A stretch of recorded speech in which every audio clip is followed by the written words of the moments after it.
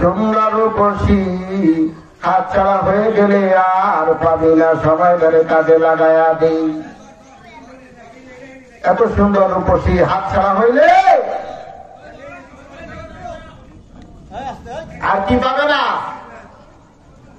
সুযোগ পাওয়া যাবে না, তাড়াতাড়ি কাজে লাগাও।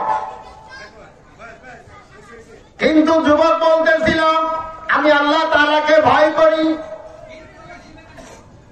আর আমি এটাও জানি কোন অন্যায় করলে, অপরাধ করলে, জিনা করলে, ব্যভিচারী করলে আল্লাহ তাআলা এর বদলতে জাহান্নামের ভিতরে নিক্ষেপ করবে, জাহান্নামের আগুনের ভিতরে।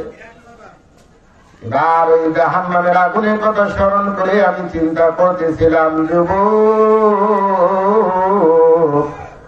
তুমি যদি এই অন্যায়ের ভিতরে লিপ্ত হও, তোমাকে তো জাহান্নামের আগুনে জ্বলতে হবে। তাইলে এবার একটু তুমি প্র্যাকটিস স্বরূপ, নমুনা স্বরূপ দুনিয়ার আগুনের ভিতরে হাতটা লাগাও। দুনিয়ার আগুন জাহান্নামের আগুনের 70 ভাগের 1 ভাগ। তুমি যদি দুনিয়ার আগুনটা কিছুটা সহ্য করতে পারো, তাহলে বুঝে নিব জাহান্নামের আগুন তুমি কিছুটা সহ্য করতে পারবা। বলেন আল্লাহু আকবার।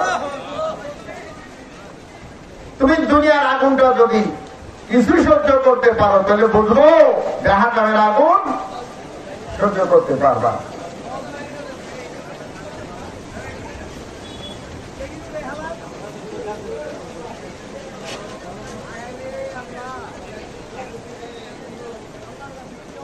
বৃষ্টি এসে পড়ছে,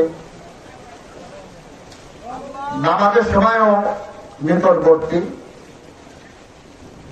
এই জন্য আমরা সকলে মসজিদে চলে যাই। বাকি কথা হলো, যে কথাগুলি হলো, ঘটনা শেষ করা সম্ভব হলো না বৃষ্টির কারণে।